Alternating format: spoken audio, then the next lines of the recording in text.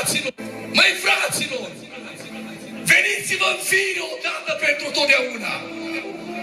Pocăiți-vă adevărat. Întoarceți-vă la Dumnezeu și El se va întoarce la voi. Nu vă mai blocați. Nu vă mai împetriți inimile. Voi mergeți în continuu când vă place să trăiți în plăceri și fără de lege și să vă aștepte sentința iadului? Dacă ar fi iad, o lună, 2, 3, 5, un an, mă fac și un an de zi scăpat.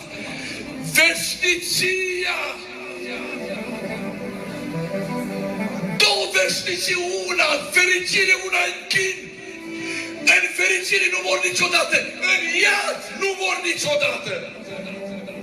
De-ai fi murit în iad, n-ar fi o problemă. De-ai fi murit în iad, dar n-ai mai ști nimic, nicio problemă, să zicem așa.